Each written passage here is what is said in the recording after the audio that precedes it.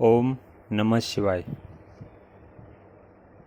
अभी जो ये वीडियो बनाने की मुझे ज़रूरत इसलिए पड़ी कि बार बार एक ही शब्द लोगों को दोहराना पड़ता है।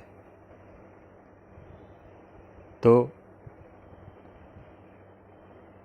आप भूल ना जाओ, इसलिए मैं ये वीडियो बना रहा हूँ कि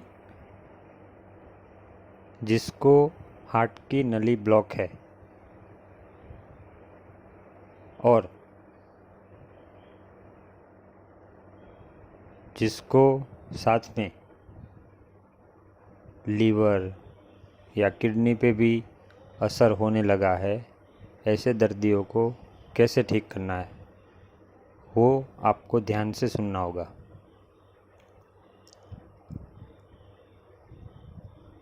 शरीर के सभी अंगों को साफ करके नए सेल बनाए ऐसी जड़ी बूटियों का मिश्रण नंबर 1 पाउडर सुबह जितना बने उतना जल्दी उठकर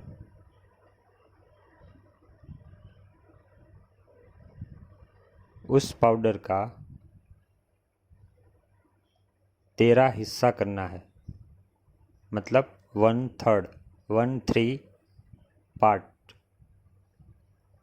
उसी पाउडर का जब दूसरी बार सेवन करो तब 15 हिस्सा करना है। अब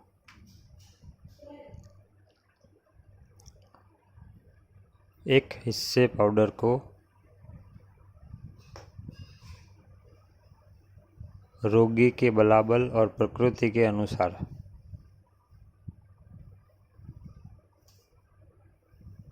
शिवा गुटिका, स्पेशल कुटज,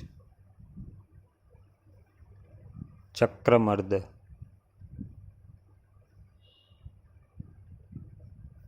जैसी जड़ी बूटियों का मिश्रण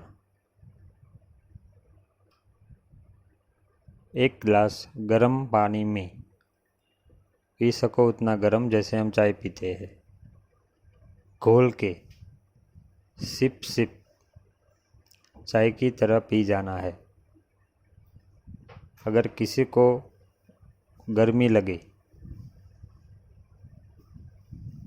तो साथ में आयुर्वेदिक की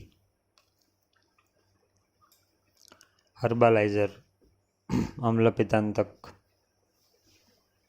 जैसी गोलियां लेकर अगर नींद आ रही हो तो वापस सो जाना है, क्योंकि इसके सेवन के बाद 1 घंटे तक नहीं, 4 घंटे तक कुछ भी मुंह में नहीं डालना है। फिर 4 घंटे बाद जो आपको पसंद आए, इंजेक्शन मार के फुलाई हुई ना हो और कड़वी ना हो, ऐसी लौकी, देसी लौकी उबालकर ऊपर का छिलका निकालकर उसका ताज़ा जूस बनाना है। अगर रोज़ लौकी का जूस नहीं पीना है तो एक दिन लौकी का जूस पीजिए, एक दिन पेठे का फ्रेश जूस पीजिए, एक दिन गाजर या और बीट का चुकंदर जिसको कहते हैं जूस पीजिए, एक दिन गुनगुने 1 गिलास पानी में 2 चम्मच हरा धनिया की चटनी घोल के पीजिए। अब हरा धनिया की चटनी 1 गिलास गुनगुने पानी में थायराइड वाले दर्दियों को फर्जियात पीना है। अगर नहीं पिएंगे तो उनका थायराइड ठीक नहीं होगा। बाकी जो जूस मैंने बताए वो भी पीने हैं और दवाई भी लेनी है। तो ये दवाई सभी रोगों में कॉमन होती है। मतलब 4 घंटे बाद आपकी पसंद के अनुसार ग्रीन जूस पीना है और साथ में 1 कप हुंजा चाय पीनी है, जिसकी रेसिपी ऑलरेडी फाइल पे हमने छपवाई है। हुंजा चाय इसलिए पड़ा कि कश्मीर में हुंजा नाम का एक प्रदेश है जहाँ पे कोई भी बीमार नहीं पड़ता है, क्योंकि सभी लोग वहाँ पे कच्चा खाना खाते हैं और केवल बकरी का दूध पीते हैं। वर्ल्ड रिकॉर्ड है, आज तक वहाँ पे कोई बीमार नहीं पड़ा है। अगर कोई डॉक्टर वहाँ बैठेगा तो भूखा मर जाएगा। तो इतने तक तो आपको समझ आ गया। फिर जो असली तरीका है दवाई देने का, खाना खाने के पहले यानी कि 1 घंटा पहले। अब 2 निवाला खाने के बाद वात, पित्त और कफ बैलेंस हो जाए, इसलिए बलाबल और प्रकृति के अनुसार ओरिजिनल विश्वास पात्र जो चरने वाली गाय हो उसका प्योर घी, एकदम ओरिजिनल शहद और डायरेक्ट कच्ची घानी से आया हुआ, जिसको फिल्टर भी ना किया गया हो और रिफाइंड भी ना किया गया हो, ऐसा तिल का तेल, कपासिया का तेल, सिंग तेल, हर प्रकार के खाने के तेल खा सकते हैं, लेकिन अगर वो रिफाइंड बिल्कुल नहीं होना चाहिए और फिल्टर भी नहीं होना चाहिए।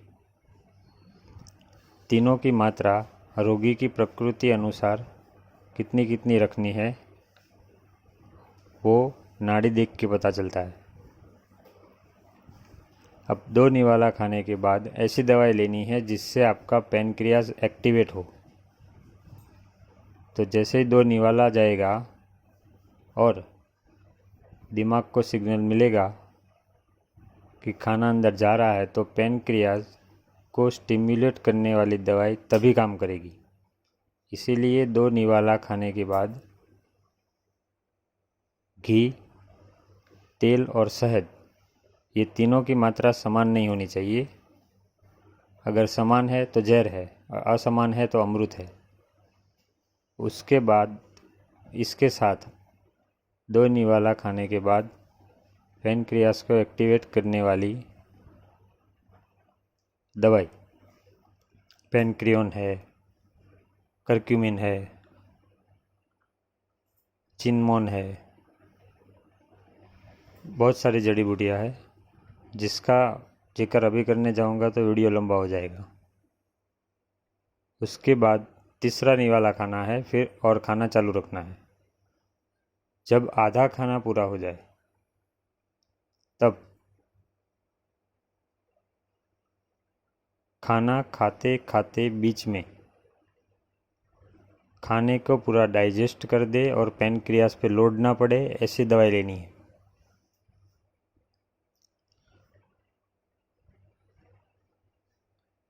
और ख़ास ध्यान रखना है कि पहले 1 महीना नया नहीं रह पाओ तो 21 दिन चार्ट के मुजब जो मात्रा दी गई है उससे ज़्यादा कच्चा खाओगे तो रिज़ल्ट जल्दी मिलेगा और कम खाओगे तो रिज़ल्ट मिल भी सकता है, नहीं भी मिल सकता है। तो कच्चे खानों में भी कई रेसिपियाँ है, आप अपने हिसाब से उसको स्वादिष्ट बना के खा सकते हैं। जीभ की खातिर ज़िंदगी खराब मत करो। एक जीभ के स्वाद के खातिर पूरी ज़िंदगी बर्बाद कर देते हैं लोग।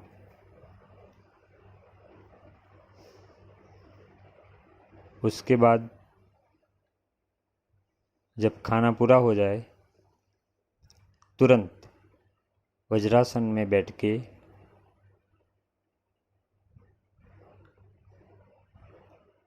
गहरी सांस भरनी है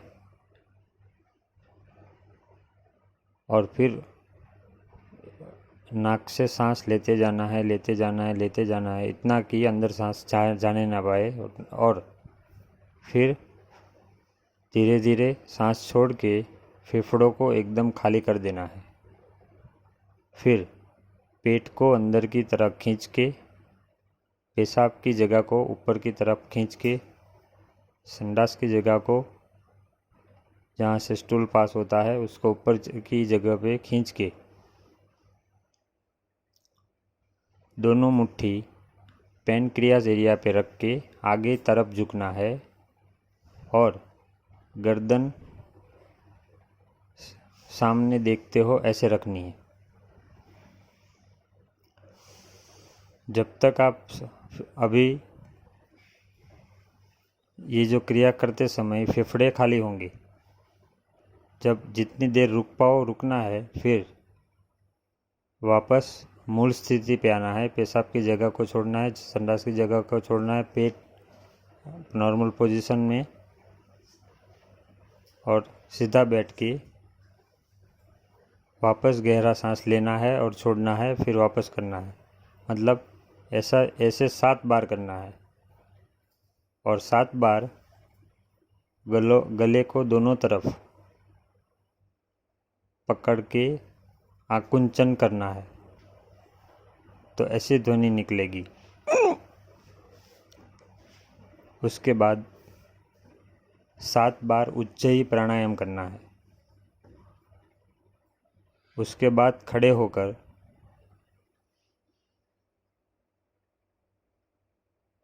पानी पीना है 1 घंटे बाद। दिन भर में चाहे जितना पानी पीना चाहो आप पी सकते हो, लेकिन जो चरक संहिता में लिखा है कि जब प्यास लगे तभी पानी पीना चाहिए, बिना प्यास के पानी कभी नहीं पीना चाहिए। 2 गिलास की प्यास है तो 2 गिलास पीजिए, लेकिन घूंट घूंट मुंह में घुमा घुमा कर लार अंदर उतरती जाए ऐसे पीना है, क्योंकि पेट में अम्ल बनता है और लार क्षारीय होती है। तो आंतों में एसिड और बेस का संतुलन सही रहता है। और अभी जो मार्केट में चल रहा है कैंगन वाटर, उससे कोई अल्कलाइन पानी नहीं मिल रहा है, उससे पेशेंट और बीमार होंगे। अल्कलाइन पानी बनाने के लिए नींबू के छोटे छोटे पीस कीजिए और ककड़ी को जो कड़वी ना हो ऊपर का छिलका हटाकर छोटे छोटे पीस कीजिए और उसको रात भर मिट्टी के घड़े में भर के रख दीजिए और सुबह छान के दूसरी मिट्टी के घड़े में भर लीजिए। ये हो गया अल्कलाइन असली पानी। इसको पीने से ही फायदे होते हैं। फिर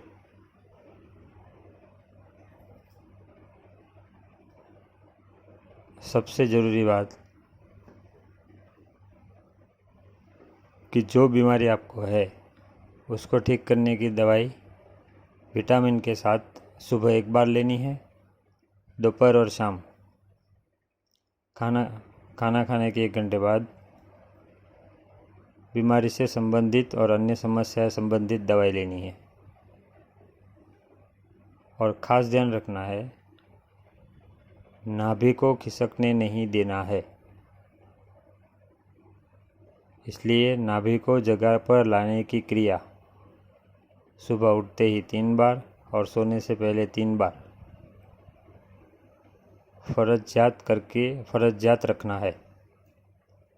और वो भी जड़ी बूटी का तेल नाभि में डालकर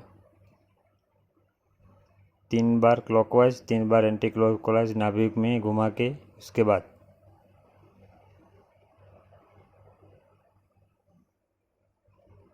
तो इस तरह डायबिटीज़ की दवाई आपको लेनी है। इसके आगे कोई प्रश्न हो तो कमेंट बॉक्स में कमेंट करिएगा, उसका मैं जवाब दे दूँगा। धन्यवाद। ओम नमः शिवाय।